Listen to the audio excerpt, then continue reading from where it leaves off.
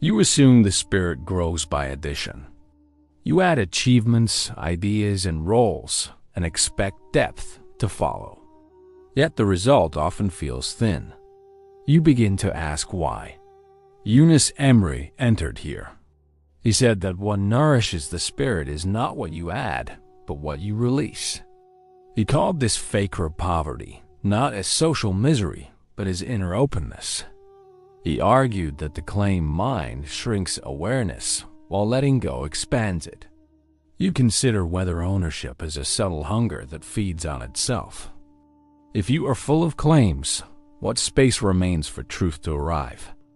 If poverty means the end of possession, could this very lack be the form of richness you have been unable to name? You review your history of holding. You hold views to feel consistent. You hold tasks to feel useful. You hold recognition to feel real. The holding works for a while, then demands more.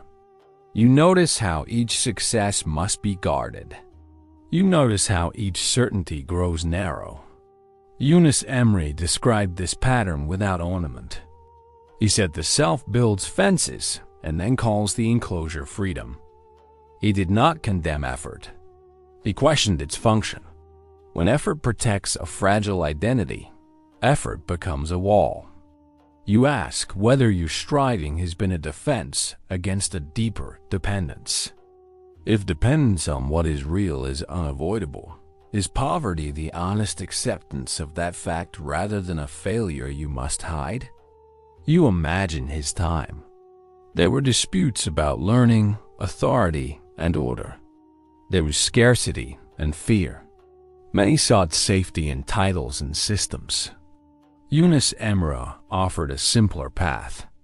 He spoke plainly and placed the burden of change on the heart, not on institutions. He did not ask people to abandon the world. He asked them to abandon ownership as their measure of existence. For him, poverty meant alignment with the source of all measures. He taught that when a person stops claiming, awareness becomes clear. You wonder if this clarity is possible in your time as well. What would remain of you if every claim were gently set down? You want a definition you can test. Yunus Emre's provided one. Faqr is the recognition that nothing is truly yours, not even the self you protect. He explained that what you call your life is entrusted, not owned. He said the trustee confuses stewardship with possession and then suffers the confusion. In poverty, stewardship stays, possession drops. Attention remains, control loosens. You still care, but you stop measuring yourself by outcomes. You still act, but you stop converting action into identity. This is not passivity. It is a different basis for action. If results no longer define you, what becomes of anxiety?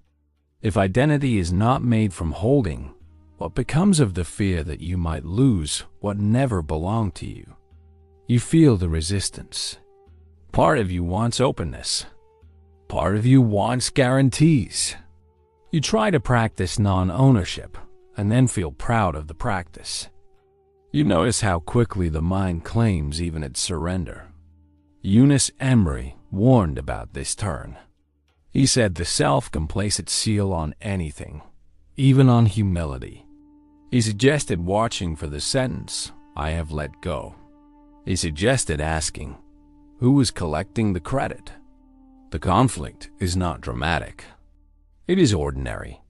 It hides in comparison, subtle superiority, and managed impressions. You see how the will to possess changes form but persists. If the mind can convert virtue into property, what training is needed to prevent even goodness from becoming another acquisition? You begin to divide tasks into two kinds. There are tasks that enlarge the self-image. There are tasks that release it. The same act can serve either side, depending on intention. Yunus Emre clarified the criterion. Does the act demand a return, or does it stand free? If it demands return, it feeds possession. If it stands free, it teaches poverty. You start noticing the quiet satisfaction of acting without audience. You sense how non-ownership relaxes thought. The mind does not have to perform its worth. It can attend to what is present. If attention is no longer occupied with self-protection, what else becomes visible? If the need to prove dissolves, what becomes possible that was previously blocked by defense? You test a deeper claim. What if nothing can truly be lost because nothing was ever yours? At first, this feels extreme. Then, it becomes precise. You see that experiences pass, roles change, and ideas evolve regardless of your grip. Yunus Emre described this as mercy. Reality frees you from claims you cannot sustain. He did not call this defeat. He called it recognition. The recognition brings an unexpected effect, affection. When ownership falls, relation appears. You are in relation with everything entrusted to you, but you do not reduce relation to control.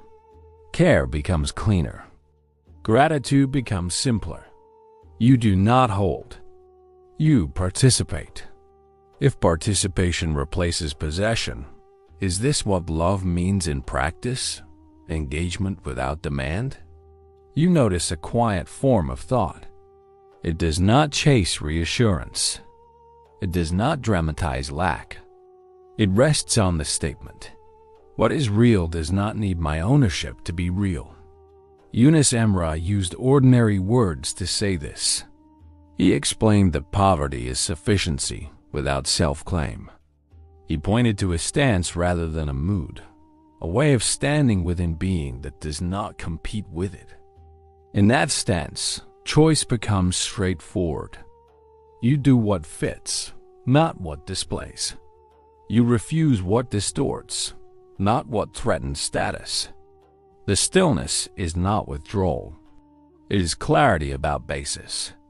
If clarity is the nourishment, why did accumulation ever appear to feed you? What form of hunger did it misread? You look for forms of practice that do not turn into trophies. You choose 3. First, intention. Before acting, ask what the act seeks to secure. If it seeks identity, pause. If it serves the entrusted task, proceed. Second, attribution. After acting, return credit to the order that allowed the act. Recognize mentors, conditions, and the giver of capacity. Third, redistribution. Let outcomes flow where they relieve need, rather than reinforce your image. Yunus Emre favored practices that are simple enough to repeat and plain enough to resist vanity. He taught that small acts done without claim produce more transformation than grand acts used for display. You adopt these measures not as rules, but as reminders. If practice becomes ordinary and unclaimed, can constancy replace intensity as the true sign of growth? You return to the first question. Can poverty feed the spirit? The answer forms quietly. Yes, when poverty means the end of possession as your method of existence. Yunus Emre's way does not erase responsibility. It restores it. You act with care because the entrusted is not yours to waste. You accept outcomes because control was never your substance. You let praise and blame pass because neither can add or subtract from presence. Poverty, then, is not a wound. It is a correct description.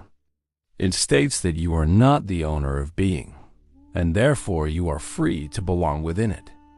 What remains is simple.